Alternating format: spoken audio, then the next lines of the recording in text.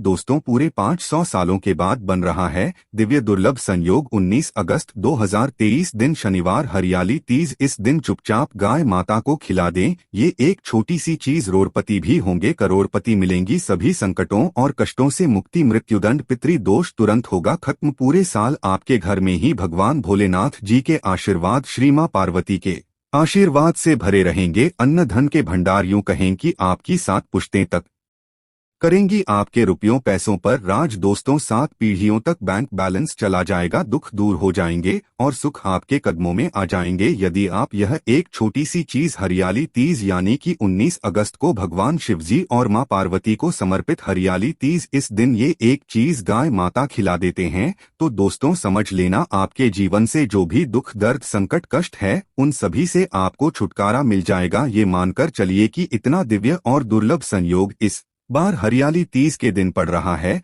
दोस्तों अपने फायदे के लिए पूरा वीडियो देखना। दोस्तों एक ऐसी खास और महत्वपूर्ण चीज आपको बताएंगे जो आपको गाय माता को खिलानी है, जिस खिलाने से भगवान शिव और माता पार्वती की कृपा आपको प्राप्त होनी है और साथ ही साथ 33 कोटि देवी देवताओं को धारण करने वाली साक्षात गो माता की कृपा भी आपके और आपके परिवार के ऊपर संदेह बनी रहेंगी। दोस्तों यकीन मानिए यदि आप इस खास चीज को गोमाता को हरियाली तीज के दिन खिला देते हैं तो आपके जीवन में कोई भी किसी भी प्रकार की दुख, दर्द, संकट है या आपकी परेशानियां, गरीबी पीछा नहीं छोड़ रही तो तत्काल गरीबी समाप्त हो जाएगी और धन आपके घर में चलाएगा और धन इतना होगा कि 7 पीढ़ियों तक धन दौलत की कमी नहीं होगी। आपके घर में 7 पीढ़ियों तक रुपयों पैसों पर मौज करोगे। इतना अच्छा दुर्लभ संयोग बना है तो दोस्तों मौके को हाथ से मत जाने देना। जिस प्रकार इस वीडियो में हम आपको गाय माता के उपाय बताए उसी प्रकार आप उपायों को करेंगे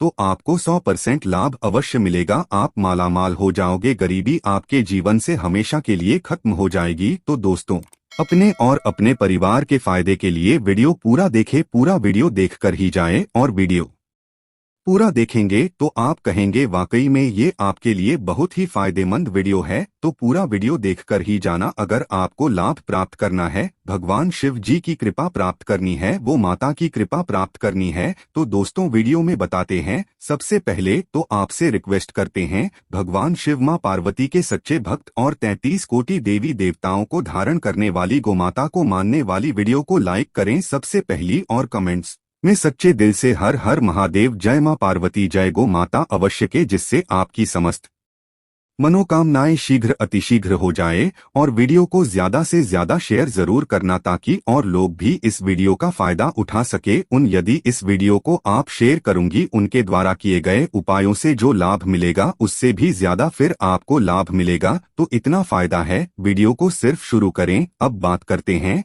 हरियाली तीज के बारे में। सबसे पहले गाय के उपाय बताने से पहले हरियाली तीज से जुड़ी कुछ महत्वपूर्ण बातें, पूजा विधि आपको बता देते हैं, फिर गाय से जुड़े उपायों के बारे में चर्चा करेंगे। तो दोस्तों हिंदू धर्म में तीज त्योहार का बड़ा महत्व होता है। सावन मास की हरियाली तीज भी महिलाएं बड़े हर्षोल्लास के साथ मनाती हैं। इस दिन सुहागिन ये महिलाएं निर्जला व्रत रखती है और पति की लंबी आयु की कामना करती है और साथ ही साथ कुंवारी कन्याओं के लिए भी यह व्रत बहुत अच्छा होता है। एक अच्छे वर की प्राप्ति हेतु कुंवारी कन्याओं को भी यह व्रत अवश्य रखना चाहिए। उनकी मनोकामना शीघ्र अतिशीघ्र पूर्ण करते हैं भगवान शिव और मां पार्वतिया। दोस्तों हर साल श्रावण मास के शुक्ल पक्ष के तृतीया खेती को हरियाली तीज मनाई जाती है। इस साल जो ये पवित्र पावन दिन हमें 19 अगस्त 2030 दिन शनिवार को है तो दोस्तों ये हैं शनिवार ही हरियाली तीज जाएगी तो बहुत ही शुभ संयोग में है। भगवान शिव माता पार्वती की तो कृपा प्राप्त होगी और साथ ही साथ इस दिन भगवान शनिदेव की भी विधि विधान से पूजा अर्चना करते हैं तो आपकी समस्त मनोकामनाएं पूर्ण हो जाएगी। यूके दोस्तों इस दिन आप भगवान शिव माता पार्वती के साथ साथ भगवान श्री देवी की विधि विधान से पूजा अर्चना अवश्य करें। शाम के समय एक सरसों के तेल का दीपक पीपल के वृक्ष के नीचे भगवान शनिदेव मंत्र ओम सनसनी चैनवा मंत्र का जाप कृति अवश्य जलाए, लाभ आपको अवश्य मिलेगा। या दोस्तों सभ्य साथ इस दिन आपको बता दें, महिलाएं अखंड सौभाग्य और पति की दीर्घायु के लिए हरियाली तीज का निर्जला व्रत रखती है। यह दिन मां पार्वती और भगवान शिव की आराधना करने के लिए विशेष माना गया है। जहां दोस्तों आपको बता दें, हिंदू पंचांग के अनुसार इस साल सावन माह के शुक्ल पक्ष की तृतीया तिथि की शुरुआत में 18 अगस्त को ही रात 8:01 से ही शुरू हो जाएगी और इसका समापन 19 अगस्त को रात 8:19 पर ही होगा। आपको बता दे, इसलिए उद्या तिथि के अनुसार हरियाली तीज 19 अगस्त 2023 दिन शनिवार को ही मनाई जाएगी। आपको बता दे, वैदिक ज्योतिष के अनुसार पति की लंबी आयु और सुख समृद्धि के लिए सुहागिनी महिलाएं हरियाली तीज का व्रत रखती है। इस दिन महिलाएं 16 श्रृंगार करती हैं और हाथों में मेहंदी लगाती है। इस दिन सावन मास के गीत गाने का भी विशेष महत्व है। महिलाएं झूला झूलकर सावन के इस पवित्र खास पर्व का उत्साह मनाती है। पूजा करने के बाद बेलपत्र, धतूरा, शमी के पत्ते, जनेऊ, नारियल, सुपारी, अक्षत, दुर्वा, धूप, घी, चंदन, गाय का दूध, गंगाजल, दही, मिश्री, शहद, पंचामृत, शमे तो सभी पूजन सामग्री तो एकत्रित कर लिया। दोस्तों आपको बता दे, पूजा विधि ध्यान से सुन लेना। इसी अनुसार पूजा विधि के अनुसार करेंगे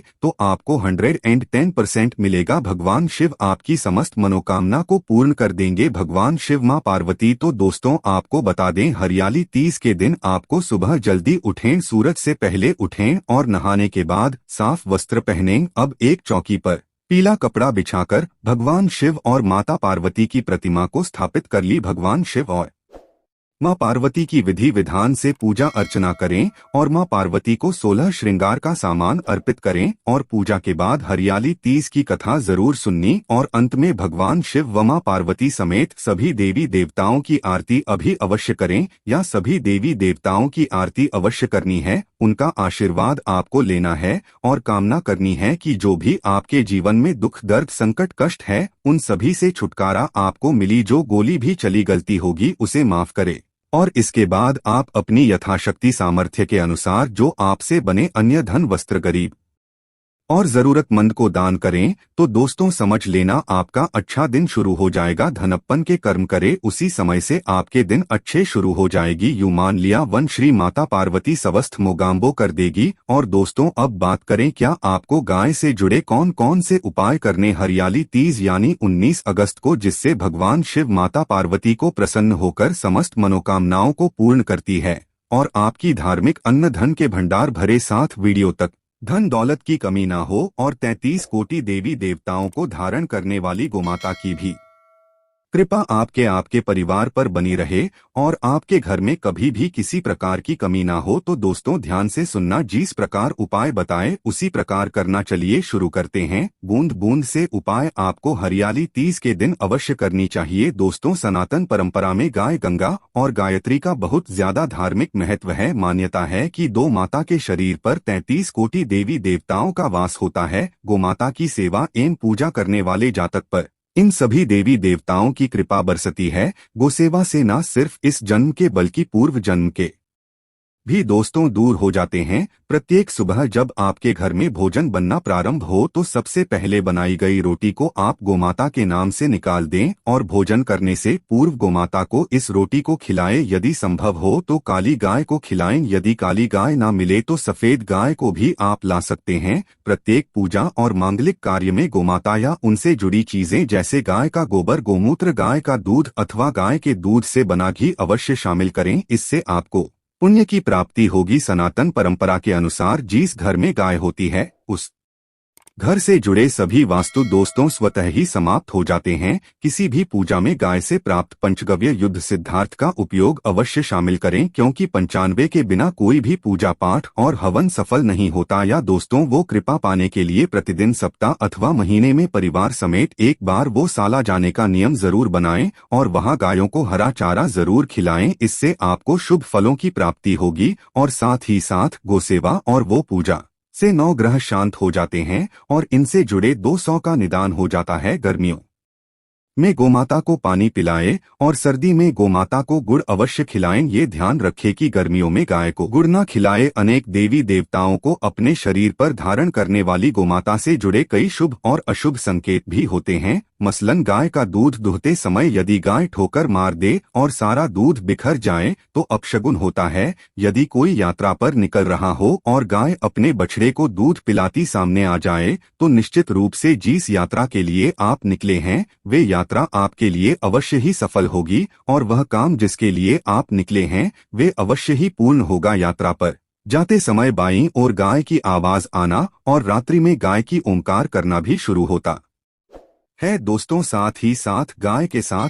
आप भूल कर भी ये काम ना करें, अन्यथा मिलता है घोर नरक। अरे जीवन भर की परेशानियां। दोस्तों, गाय को राष्ट्रीय पशु बनाए जाने और इन्हें मौलिक अधिकार दिए जाने की बात हो रही है तो सवाल उठता है कि गाय जब भारतीय संस्कृति का एक हिस्सा है तब भी गाय के साथ लोग खराब व्यवहार कैसे कर लेते हैं। गाय दर दर भटकती रहती है, भरपेट इन्हें चारा तक लोग नहीं देते। गाय जब तक दूध देती रहती है तो उनकी सेवा होती है और जैसे ही दूध देना बंद कर देती है तो लोग इन्हें उनकी किस्मत पर छोड़ देते हैं, सड़कों पर और गलियों में भटकने के लिए। ऐसे में गोवंशी जीवों को कोई डंडे से मारता है तो कोई उन पर पानी डाल देता है, कभी वाहनों से इन्हें धोकर लग जाती है तो कभी बीमार होकर बेचारी एक गाय दम तोड़ देती है। ऐसे में जरूरत है इन बातों को जानने की कि गाय को लेकर शास्त्रों में क्या कहा गया है, गाय के साथ आपको कैसा व्यवहार करना चाहिए। या दोस्तों, गाय को कभी भी मारना पीटना नहीं चाहिए। शास्त्रों में गाय को माता का दर्जा दिया गया है।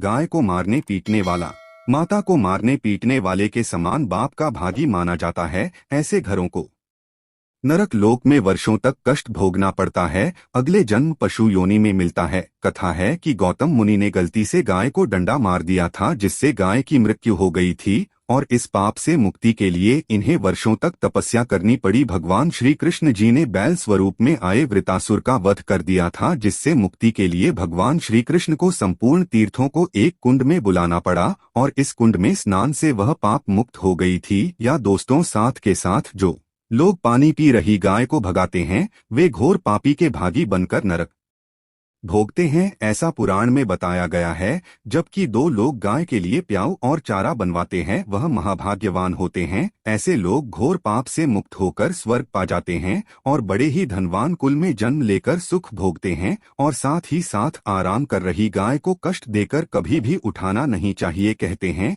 कि जिस स्थान पर गाय बैठी है वहां से नकारात्मक ऊर्जा समाप्त हो जाती है। गाय के बैठने की जगह को जो लोग नियमित साफ रखते हैं वे पूर्वजन्म में किए गए जाने अनजाने में पापों से मुक्ति हो जाते हैं और गोलोक में स्थान पाते हैं। गाय को डंडा मारकर उठाना, पानी डालकर उठाने से मनुष्य पाप का भागी बनता है और अगले जन्म में उसे दर दर भटकना पड़ता है। और साथ ही साथ शास्त्रों में बताया गया है कि गाय का दूध उसके बछड़े के लिए होता है। गाय के बछड़े से बचा हुआ दूध ही मनुष्य को लेना चाहिए, लेकिन कुछ लोग एक बार गाय को लेने के बाद फिर से बछड़े के लिए बचा हुआ दूध भी दूध लेते हैं। ऐसा करना घोर पाप कहा जाता है। ऐसे दूध को दुखाने वाला और ग्रहण करने वाला दोनों ही पाप की भागी बन जाते हैं। दोस्तों, साथ के साथ शास्त्रों में कहा गया है कि गोवंश यानी गाय और बैल की पीठ पर नहीं बैठना चाहिए, इनके पीठ पर बैठने से महापाप लगता है। ऐसे लोगों को नरक की यातना भुगतनी पड़ती है। एकमात्र महादेव के अंश के उत्पन्न नंदी ही गोवंशी है जिस पर स्वयं महादेव और महादेवी सवारी करती है, क्योंकि नंदी ने स्वयं अपनी एक सा से महादेव की सवारी बनना स्वीकार किया था। और साथ ही साथ शास्त्रों में गाय के दान को बहुत ही महत्व दिया गया है,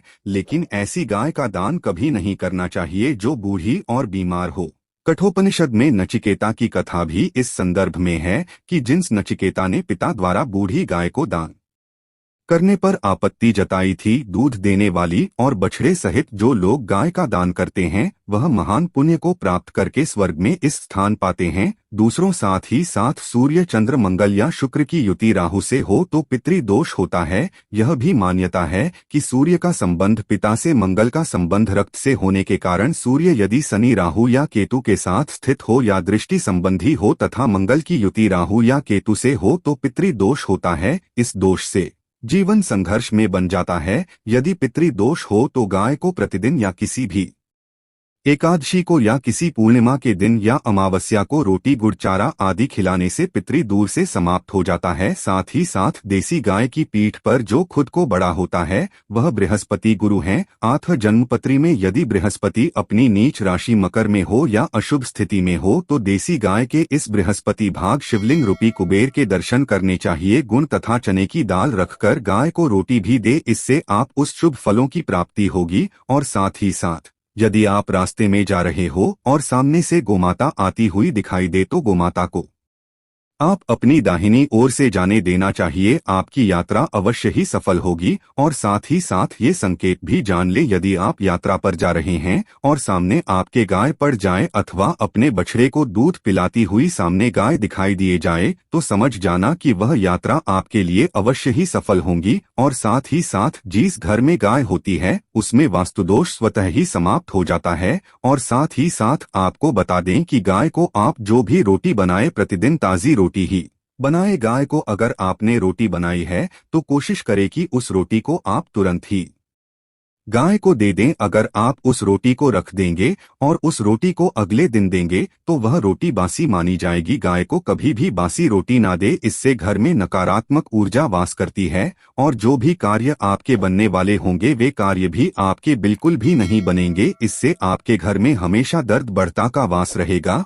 और आप जिस भी कार्य को करेंगे उस कार्य में आपको हमेशा असफलता ही हाथ लगेंगी। इसलिए कोशिश करें गाय को रोजाना ताज़ी रोटी बनाकर खिलाएं और रोटी को बिल्कुल ना रखें, बासी रोटी गाय को ना दे। और साथ ही साथ सड़ी गली चीजें गाय को नहीं खिलानी चाहिए। कि घर में कोई फल है कोई सब्जी है सो जाए तो लोग क्या करते हैं गाय को खिला देते हैं। नहीं, ऐसा नहीं करना चाहिए। ऐसा करने से यदि आप गाय को खिलाते हैं तो और आप पाप के भागी बन जाते हैं। आप बिल्कुल भी सड़ी गली चीजें गाय को ना खिलाए। और साथ ही साथ आप आटे की गई लोहिया बनाकर उनके ऊपर हल्दी लगाए। इसके बाद आप उन 11 लोगों को एक एक करके गाय को खिलाएं। प्रत्येक लोई को खिलाते समय गाय के सींगों पर आप हाथ फेरें, पीठ पर हाथ फेरें, मस्तक पर हाथ, पैर की माता गाय की आप चरणों के स्पर्श करें। तो ऐसा करने से आपके समस्त कार्य बनने लगेंगे। जो दुख का समय चल रहा है वे भी समाप्त होगा। आपके जीवन में खुशी होगी।